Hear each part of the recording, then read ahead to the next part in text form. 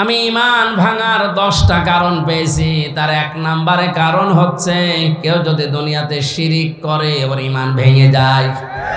2 নম্বরে কেউ যদি কুফরি করে ওর ঈমান ভেঙে যায়। 3 নম্বরে কার ভেতরে যদি নেফাক থাকে, মুনাফিকি, সব ধর্মকে অনেকে সমান মনে করে, ওর ভেতরে মুনাফিকি আছে, নেফাক আছে, এই কারণে এটা মনে করে। কোরআনে কারিমে আল্লাহ একটা ধর্মকে প্রমোট করেছেন, ইন্নাদ-দীনা ইনদাল্লাহিল ইসলাম। আমার কাছে মনোনীত জীবন ব্যবস্থা ধর্ম একটাই, তার নাম ইসলাম। তার নাম কি? আমাই ইয়াবতাগি গায়রাল ইসলামি দীনান ফালা ইউকবালা মিনহু। ইসলাম বাদ দিয়ে পৃথিবীর কোন ধর্ম দিয়ে, কোন নিয়ম নীতি দিয়ে, কোন আইন দিয়ে কেউ যদি আল্লাহকে রাজি করাতে চায়, আল্লাহ তাআলা বলেন ফালা ইউকবালা মিনহু, ওর জীবনের কোন ইবাদত বন্দেগী কবুল হচ্ছে না, হবেও না। তাহলে আয়াতগুলো অনুযায়ী বোঝা যায় পৃথিবীতে একমাত্র ধর্ম আল্লাহর কাছে ইসলাম, বাকি যা আছে সব বাতিল ধর্ম। আরো জোরে। তাহলে আপনার ভেতরে মুনাফিকি আছে, এই কারণে আপনি সব ধর্মকে সমান মনে করেন।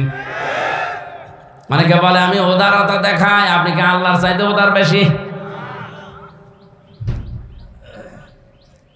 যে সমস্ত বুদ্ধিজীবীগুলো নাম নিয়ে সব ধর্ম সমান, আমরা উদার, ওই যে দ্বীনে ইলাহি চালু করেছিল বাদশাহ আকবর, এরকম কাজ কারবার করে আজ মানুষের ভেতর থেকে ইসলাম আর অন্য ধর্মকে সমান বানিয়ে ফেলছেন। আপনার ঈমান ভেঙে গেছে, নষ্ট হয়ে গেছে। 4 নম্বরে ঈমান ভেঙে যাবে তাদের, যে মানুষগুলো বিশ্ব নবীর আদর্শ বাদ দিয়ে অন্য কারো আদর্শকে ভালো মনে করবে। আর এইটা এখন বাংলাদেশে 100 জনের 85 জন। কয়েকদিন আগে একটা জরিপ পেয়েছিলাম, এদেশে বিশ্বনবী আমার একমাত্র আদর্শ, এ কথা বলে টিকে থাকার মতো মাত্র মানুষ 100 জনের 15 জন। কত বলেন বলেন? তাহলে জরিপ অনুযায়ী এই দেশে এখন 100 জনের 15 জন মাত্র মুসলমান, তার ঈমান আছে, আর বাকিগুলো সব ঈমান ভেঙে গেছে, নষ্ট হয়ে গেছে, ঈমান নেই, বেঈমান। এত স্পষ্ট কথা বলার পরেও যদি কেউ ফিরে না আসে, আমার মনে হয় ওর কপালে আর হেদায়েত নেই। আপনার ঈমান আছে না গেছে আপনি টের পাচ্ছেন? মুহাম্মদ রাসূলুল্লাহ বাদ দিয়ে দুনিয়ায় অন্য কারো আদর্শ যদি কারো ভালো লাগে, পছন্দ হয়, বুঝতে হবে ওর ঈমান আর নেই, ওটা বেঈমান হয়ে গেছে। কেন আমি বললাম? অনেকে মনে করছে না আমার তো খোঁচা দিল, ভাই আপনাকে আমি বাঁচাতে চাই। কোরআনের হাদিসের চোখ লাগিয়ে দেখতে পাচ্ছি যে আপনি জাহান্নামে যাচ্ছেন, কারণ আপনার যাই মুসলমান দাবি করছেন আপনার ঈমান তো নেই। মনে করছে না আমি ছোটকালে মুসলমানি দিয়েছি, ছোটকালে তো ছাগল মুসলমানি দেয়, কথা বলেন ওকে মুসলমান, আপনি তো ছাগল মার্কা মুসলমান হয়ে যাচ্ছেন।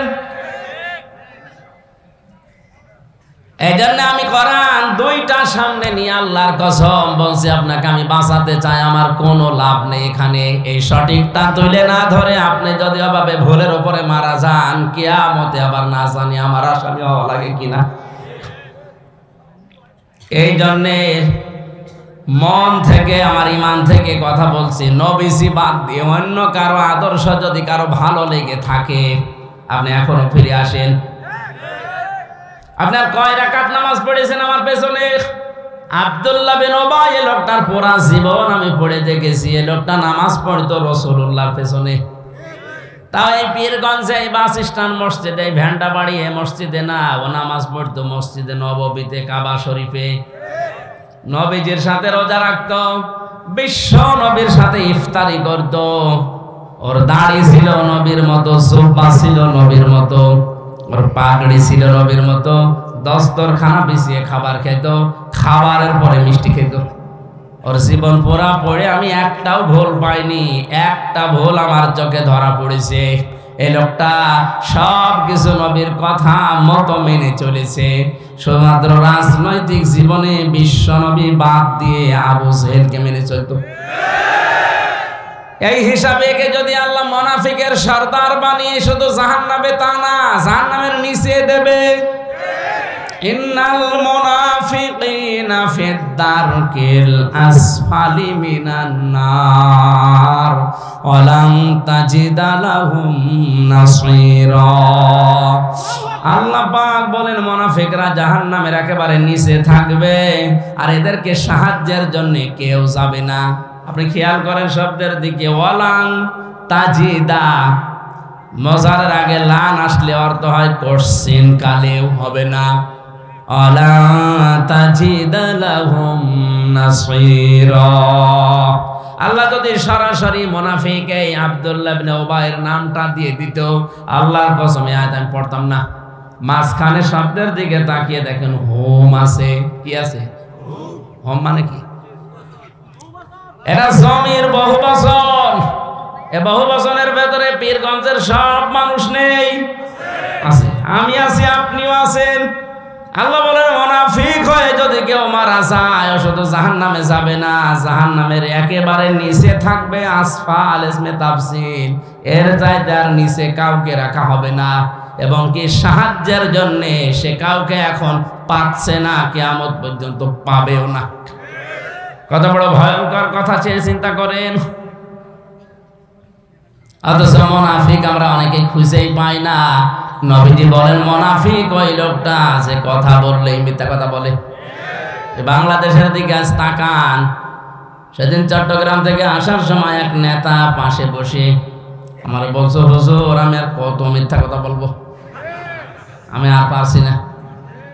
সকাল থেকে উঠে শুরু করে আল্লাহর নাম নিয়ে একেবারে রাত 10টা পর্যন্ত মিথ্যার উপরে আছি, আর কত বলবো, আমি আর পারি না। এতে কথা বললেই মিথ্যা কথা বলে লোকটা কি আসতে বলে। তাহলে এদেশে মুনাফিক আমার মনে হয় 100 জনের 85 জন না 95 জন হয়ে যাচ্ছে। মুনাফিকরা যাবে কোথায় বললেন?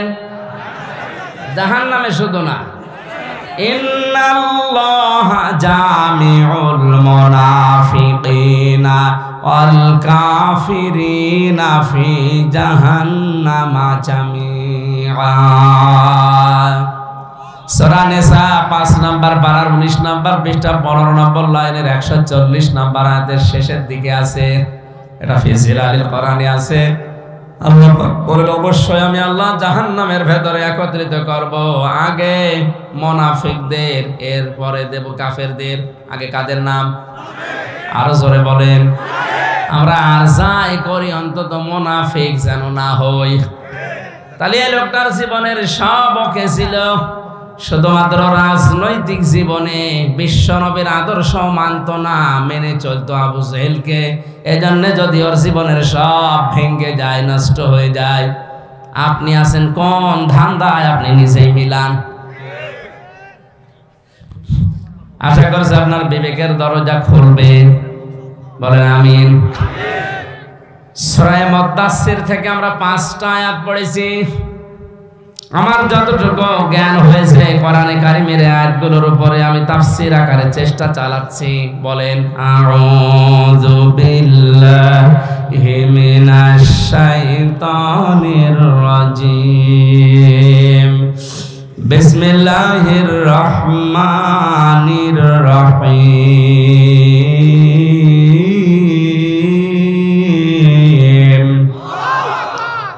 ইয়া মুদ্দাসসির কুম ফানযির ওয়া রাব্বাকা ফাকাব্বির ওয়া সিয়াবাকা ফাতাহহির ওয়ার রুজসা ফাহজুর। সাদাকতা ইয়া রাব্বানা। সূরা মুদ্দাসসির কোন সূরা? 56টা আয়াত আছে, 2টা রুকু আছে। মক্কায় নাজিল হয়েছে। প্রথম 5টা আয়াত পড়লাম। আল্লাহ তাআলা বলেন হে চাদরওয়ালা, হে বস্ত্র আবৃত ব্যক্তি, ওঠেন, জাতিকে সতর্কবাণী শোনান। রাব্বাকা ফাকাব্বির, আপনার রবের বড়ত্বের কথাগুলো তুলে ধরেন স্পষ্টভাবে, দৃঢ়তার সাথে। সিয়াবাকা ফাতাহির, আপনার পোশাক পরিচ্ছদ এটা পবিত্র করেন। আর রজসা ফাহজর, আপনি মুক্ত হয়ে থাকবেন মূর্তি পূজার পাপ থেকে। বাংলা অর্থ শুনলাম, এবার আমরা ঐতিহাসিক প্রেক্ষাপটে যাই। বহুবার আমি তাফসির করতে গিয়ে বলেছি, তাফসির করতে গেলে তাফসিরে মাযহারি উনি লিখেছেন প্রথমে শুদ্ধ তেলাওয়াত করে নেবেন, বাংলা ভাষায় অর্থ বলবেন, আপনার ভাষা বাংলা, ঐতিহাসিক প্রেক্ষাপট বলবেন। 4 নম্বরে ওখান থেকে বাস্তব ব্যাখ্যা দেবেন। 5 নম্বরে মূল শিক্ষা নিয়ে বাড়ি যাবেন। আমরা দেখি আয়াতের ভেতরে আল্লাহ আমাদেরকে কি দিতে চান নাকি। ঐতিহাসিক প্রেক্ষাপটে শানে নজরুলের ভেতরে পেয়েছি, নবীজি প্রথম ওহী পেয়েছিলেন সূরা আলাকের 5টা আয়াত। কয়টা? এই 5টা আয়াত যেদিন নাযিল হয়, নবীজিকে জিবরাইল জড়িয়ে ধরে বলেছে, বলেন ইকরা। ভালো করে শুনবেন, উনি বললেন ইকরা। ফেরেশতা বলার পরে নবী বললেন মা আনা বিকারি, আমি পড়তে পারি না। ও পীরগঞ্জের মানুষেরা, আপনার বিবেক যদি এবার সাই দেয়, আমি একটা ফতোয়া এখান থেকে বের করছি। নবীজি 3বার কিন্তু বলেছিলেন যে না আমি পড়বো না, আমি পড়তে পারি না, বলেছিলেন না? 4বার যখন বললেন ইকরা বিসমি রাব্বিকাল্লাযী খালাক, নবীজি এবার হযরতে জিবরিলের সাথে পড়েছিলেন না পড়েন নাই? বিশ্বনবী প্রশ্ন করলেন ইয়া আখি জিবরাইল, হে ভাই জিবরাইল, আপনি এতক্ষণ পর্যন্ত খালি ইকরা ইকরা বলেন যে পড়ো পড়ো, তে কি পড়বো? যে পড়ার তো একটা কিছু দেবেন, কার নামে পড়বো? যখনই আপনি বললেন বিসমি রব্বিকা, আপনার রবের নামে পড়েন, তখনই কিন্তু আমি স্টার্ট দিয়েছি। এখান থেকে উম্মতদেরকে শিক্ষা দিতে চাইলেন, উম্মতেরা যদি পড়াশোনা করতে চাও তাহলে রবের নামে পড়া লাগবে। আর ছেলে মেয়েদেরকে আমরা অনেকে শিক্ষিত করছি, ঠিক আছে, কিন্তু রবের নাম বাদ দিয়ে যে পড়াশোনাগুলো এখন সিলেবাস ভিত্তিক চলছে, এটা মানুষ হওয়ার পরিবর্তে জানোয়ার হয়ে যাচ্ছে। বাস্তবতায় আমি দেখেছি অনার্স মাস্টার্স করে, বিশ্ববিদ্যালয় থেকে পাশ করে এসে বিভিন্ন জায়গায় যারা দায়িত্বে আছে, শুধুমাত্র দ্বীনের জ্ঞান, কোরআনের জ্ঞান না থাকার কারণে ও মানুষ আমরা মনে করছি শিক্ষিত হয়ে গেছে, ওটা আসলে জানোয়ার হয়ে গেছে।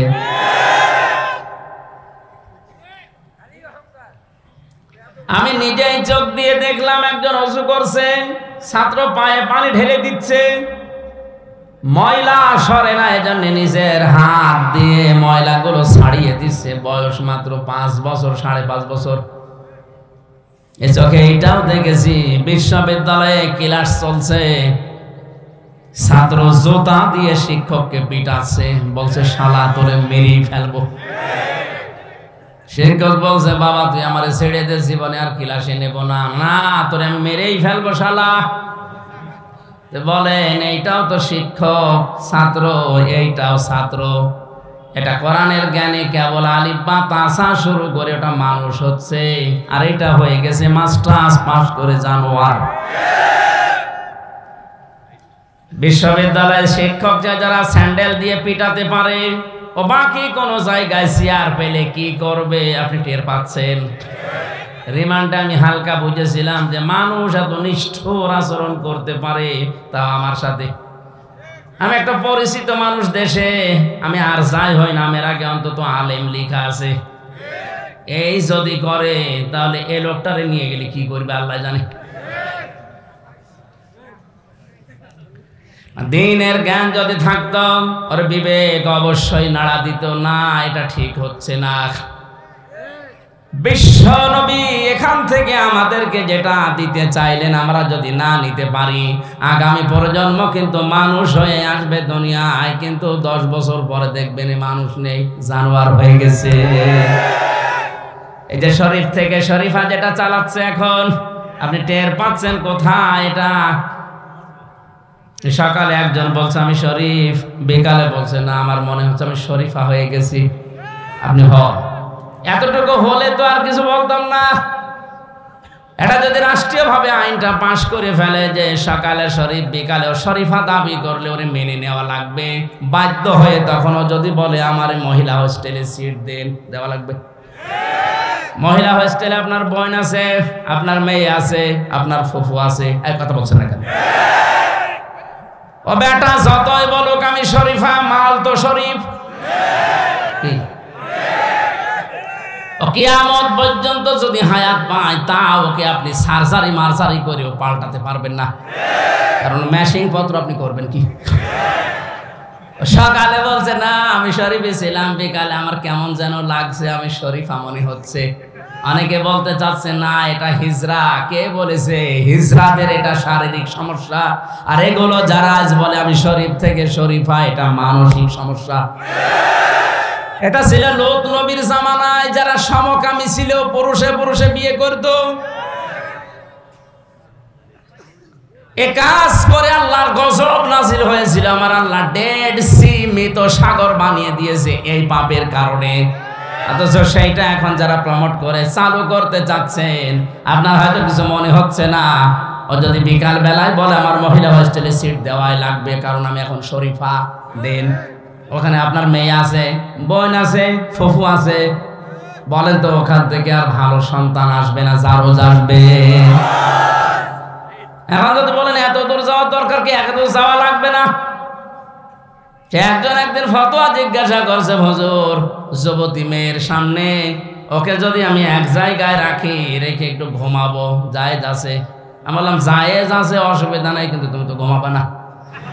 কথা বলছে না, ও ঘুমাবে? শরীফ থেকে শরীফা হয়ে ঘুমাবে? এটা শয়তানি ছাড়া কিছু না।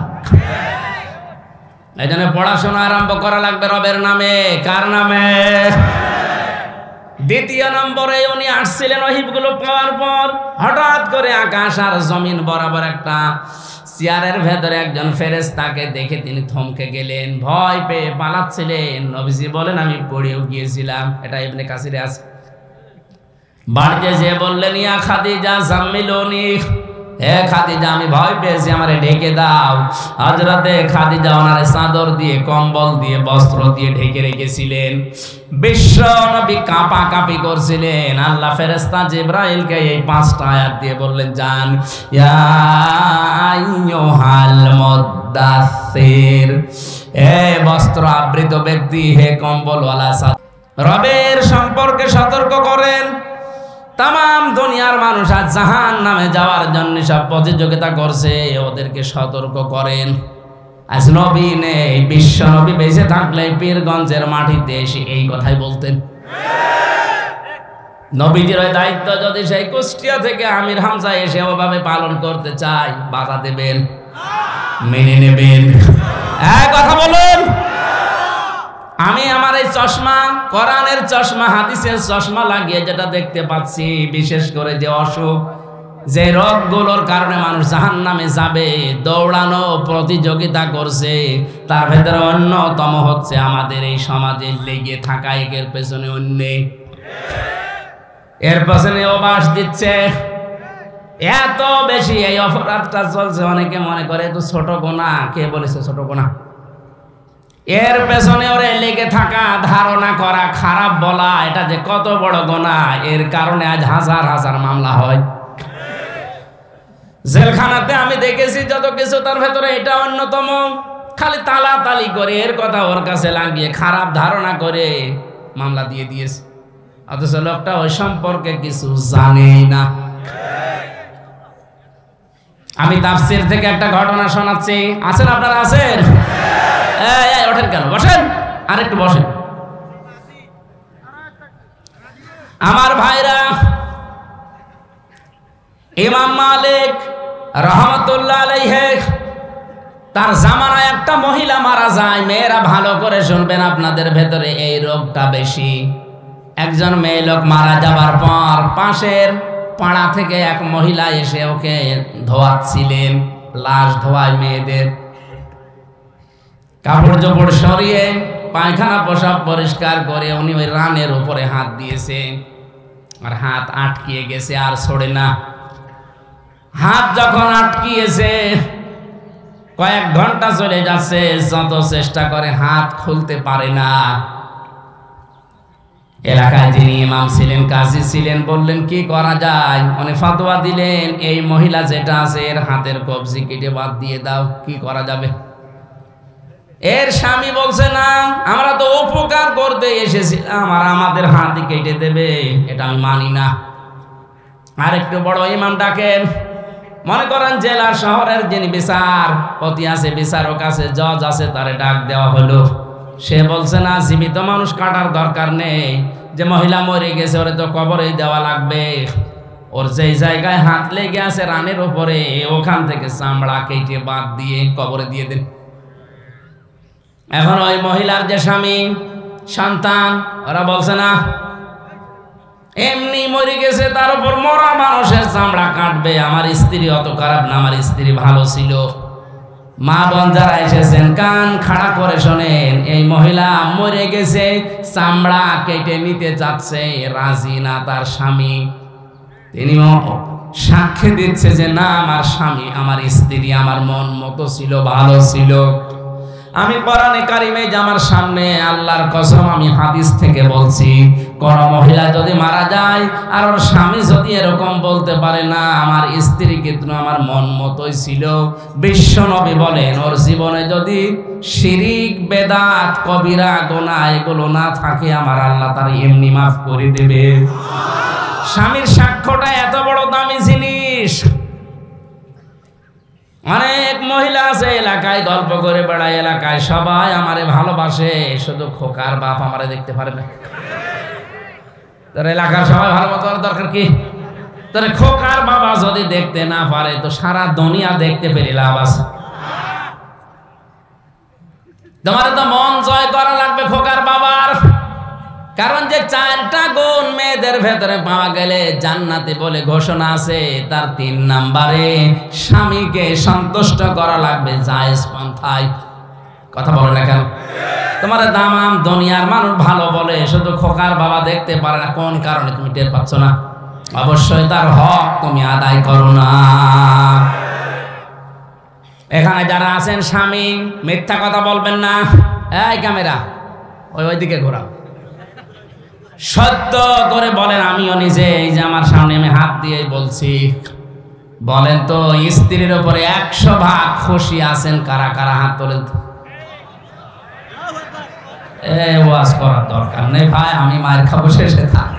এই এলাকা ভালো আছে আলহামদুলিল্লাহ। এই এলাকায় বিয়ে করা ভালো ছিল না?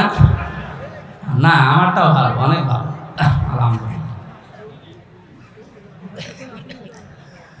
আমার ভাইরা একটু খেয়াল করে শোনেন তো,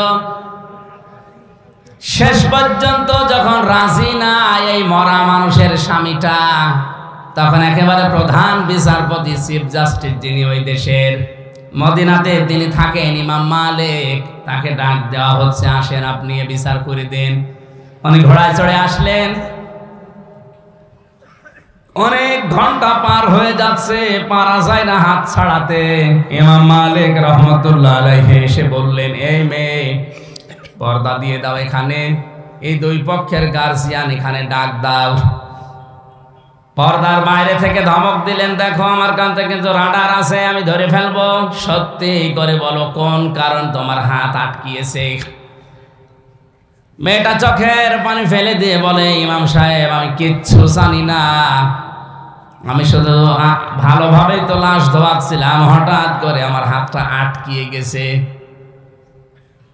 ইমাম মালিক বললেন, কখনো না, অবশ্যই এর ভেতরে কোনো ঘটনা ঘটেছে, বলো মন থেকে, সত্য করে বলো, আমি ছেড়ে দেব।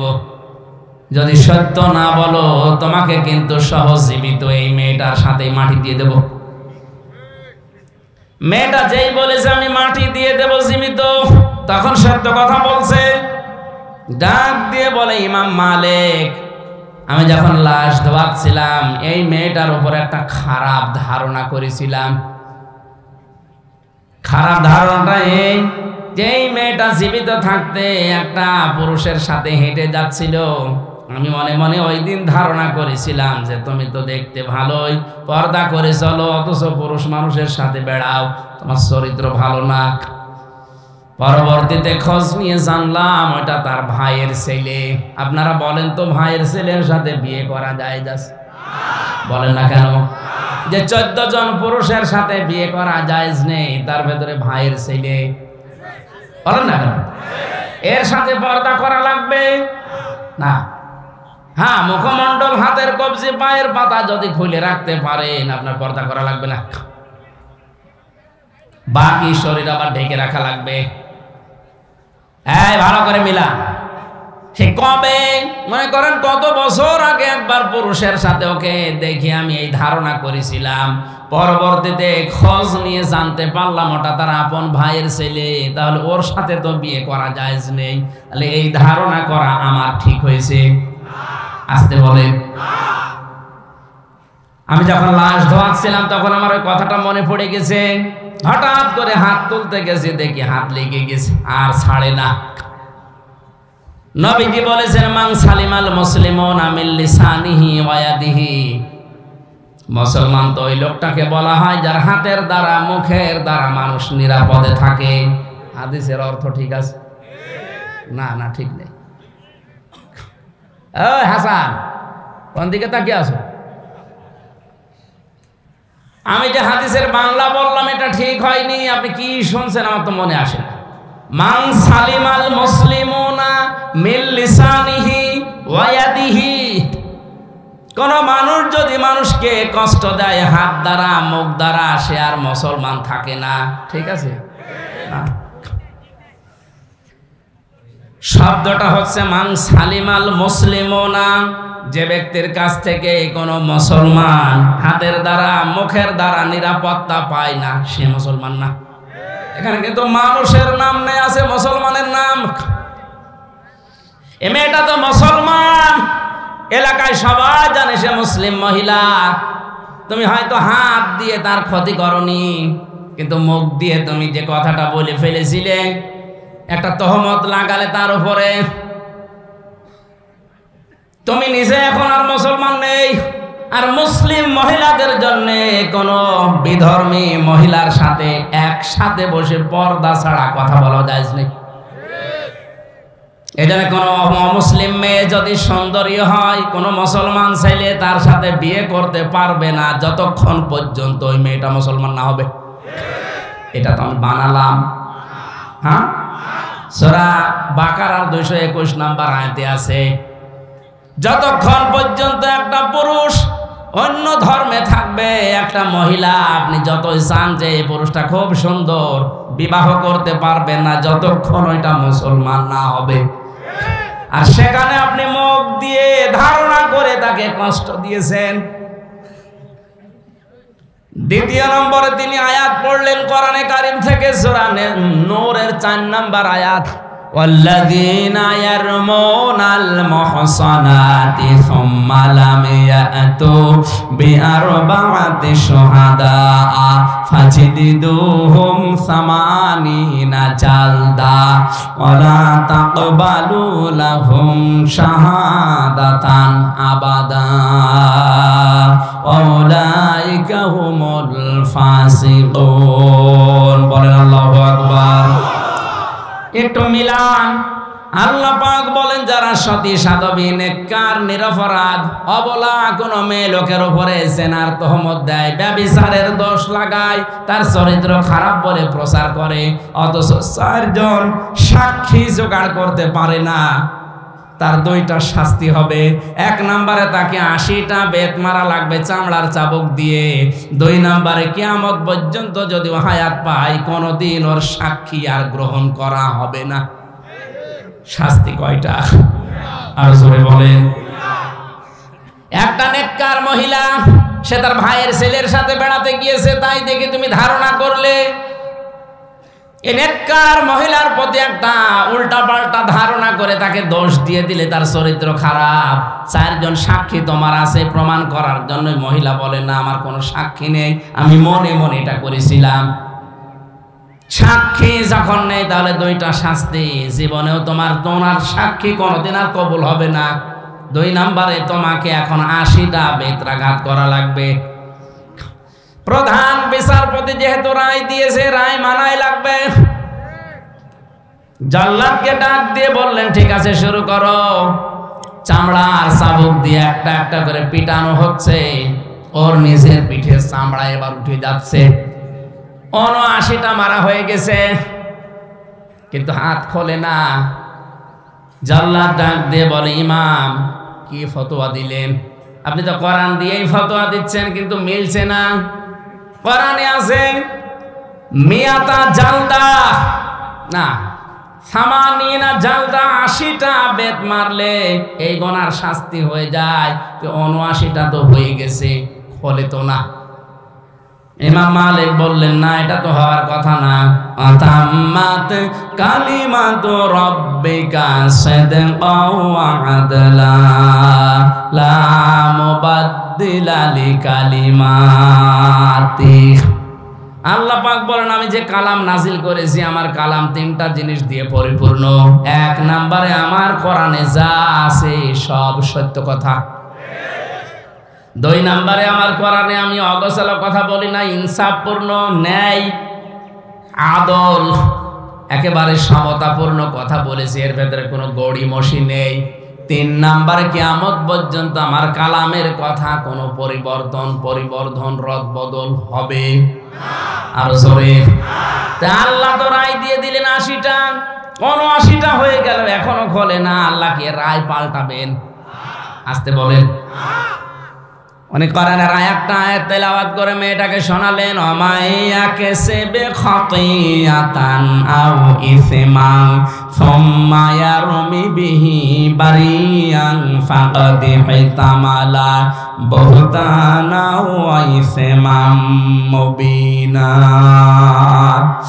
সূরা নিসা 5 নম্বর পারা 15 নম্বর পৃষ্ঠার 12 নম্বর লাইনের 112 নম্বর আয়াত।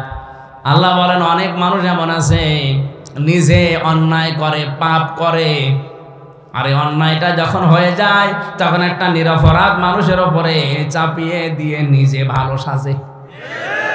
এদেশে এখন নেই। ফাকাদ ইহতামালা বুহতানা ওয়া ইসমান মুবিনা। হ্যাঁ, কারো বিরুদ্ধে যদি আপনি কথা বলেন, ওই দোষ যদি তার ভেতরে থাকে, তাহলে ওইটা হবে আরবিতে গীবত। কি হবে? আরো জোরে। গীবত করা আর মরা ভাইয়ের গোশত খাওয়া সমান কথা। আর যদি ওই দোষ তার ভেতরে না থাকে, তুমি যদি বানিয়ে ওই দোষ তাকে দাও, তাহলে এটা গীবত না, এটা আরো মারাত্মক, এটা তহমত। এটা কি? আরো জোরে বলেন। এই তহমত যারা দেবে তারা যেন প্রকাশ্য পাপের বোঝা বহন করে নিয়ে চলছে। আমি কোরআনের চোখ দিয়ে দেখতে পাচ্ছি তুমি পাপের বোঝা নিয়ে আসো।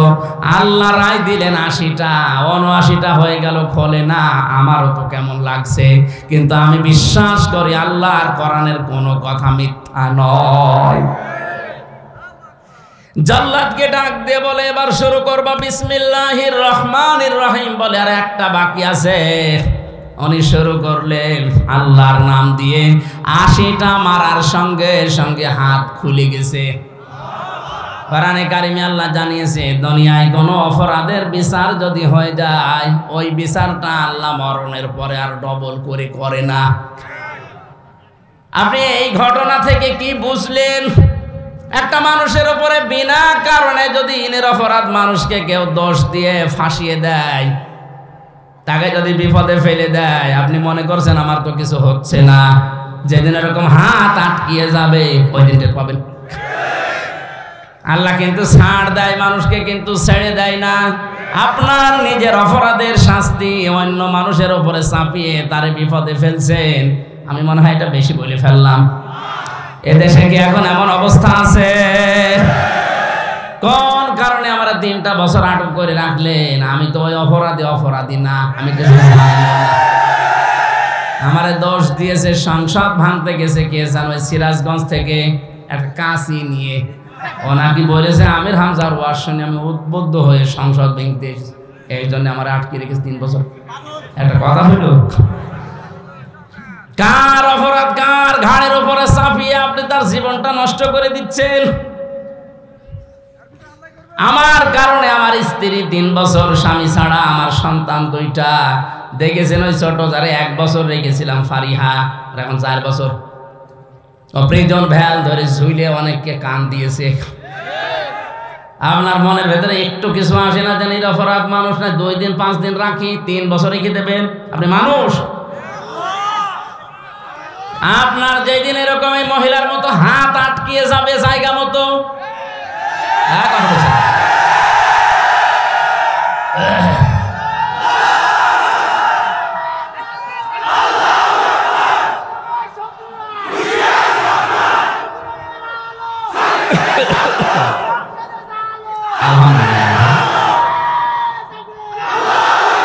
আমার নিজের উদাহরণটা দিয়ে আমি সতর্ক করলাম, আমাদের যেন এরকম বিপদে পড়তে না হয় দুনিয়া এবং আখিরাতে। আল্লাহ পাক বলেন, হে নবী, আপনার রবের বড়ত্বের ঘোষণা করেন আর আপনার পোশাক পবিত্র করেন। পোশাকের কথা কেন বললেন? ওই জামানার মুশরিকেরাও অপবিত্র করতো তাদের পোশাককে।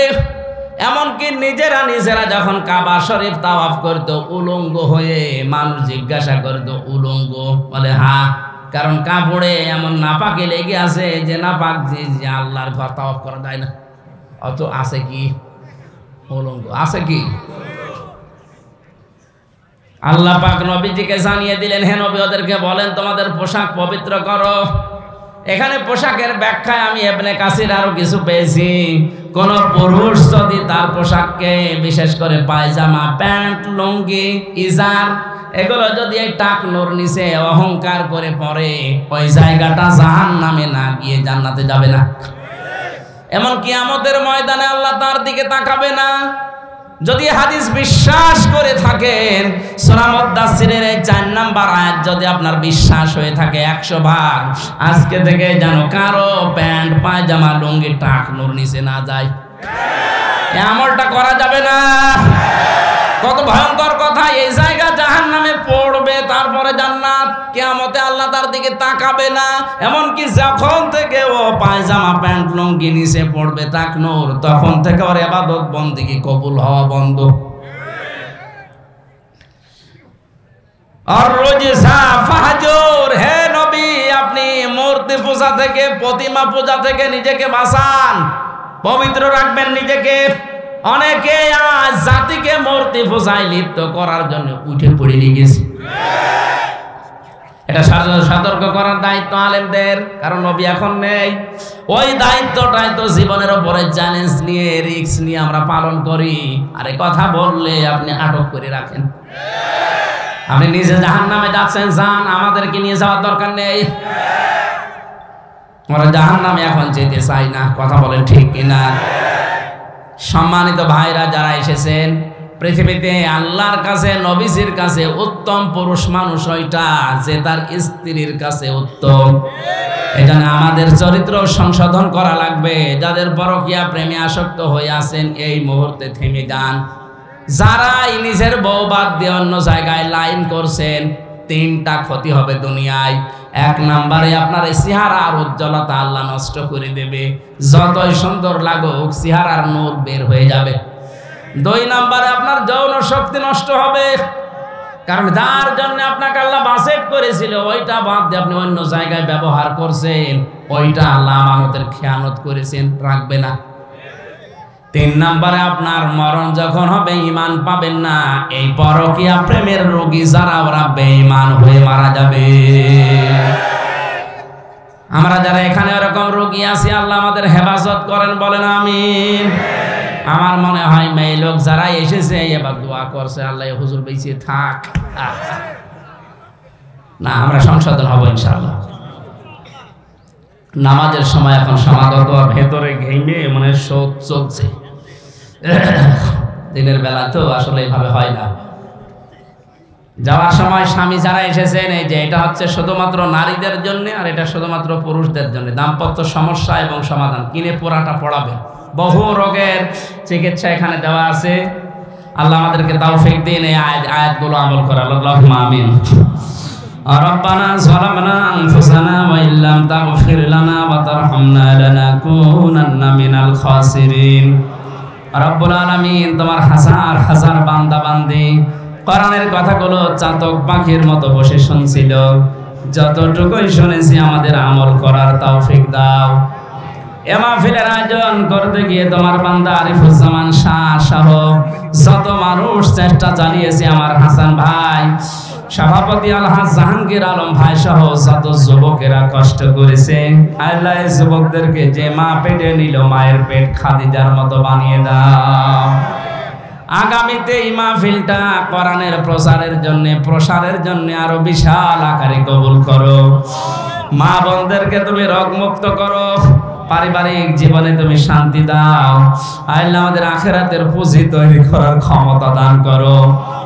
মুক্ত জীবনে যখন ফিরিয়ে দিয়েছো আল্লাহ, তুমি আমার কণ্ঠটা ভিক্ষা দাও। গলা প্রচন্ড ব্যথা করছে, কোরআনের দাওয়াত দেওয়ার জন্য যে যোগ্যতা দরকার, দাঈ আল্লাহ হিসাবে আমাকে ইখলাস দাও, যোগ্যতা দাও, আমার ইলম বাড়িয়ে দাও, আমার শরীরটা তুমি আবার স্বাভাবিক অবস্থায় ফিরিয়ে দাও। রব্বুল আলামিন প্রশাসনের যে ভাইগুলো এসেছে তাদের পরিবারের শান্তি দাও, তাদের কর্মজীবনে তুমি বরকত দাও, হালাল রুজি উপায় করার সুযোগ ঈমান তাদেরকে নসিব করো। আমাদের ছেলে মেয়ে যারা আছে আল্লাহ এদেরকে তুমি সহি সালামতে রাখো। এই গ্রামে মাটির নিচে যত মানুষ আছে কোরআনের এই মাহফিলের ওসিলায় সবার কবরের আযাব মাফ করে দাও। এ মাদ্রাসাটা কবুল করো, কিয়ামত পর্যন্ত দিনের মার্কাজ হিসাবে এটাকে মঞ্জুর করে নাও। বারাকাল্লাহু লানা ওয়া লাকুম ফিল কোরআনিল আযীম। কখন মরণ চলে আসে জানি না, এক সেকেন্ডেরও ভরসা নেই জীবনের। সেজদা অবস্থায় যেন আজরাইল এসে আমাদেরকে নিয়ে যায়। আমার জেলের 3 বছরের জীবনের প্রতিদিনের দোয়া ছিল আল্লাহুম্মা ইন্নী আসআলুকা শাহাদাতান ফি সাবিলিক। আল্লাহ মরণ আমাকে দিও, কিন্তু শাহাদতের মরণ দিও আল্লাহ। এটা শুধু আমার একা না, এখানে যারা আছি সবার এই দোয়া, আল্লাহ তুমি শাহাদতের মরণ দিয়ে ধন্য করো। মরণের সময় যেন আমরা এক বাক্যে পড়তে পারি লা ইলাহা ইল্লাল্লাহু মুহাম্মাদুর রাসূলুল্লাহ।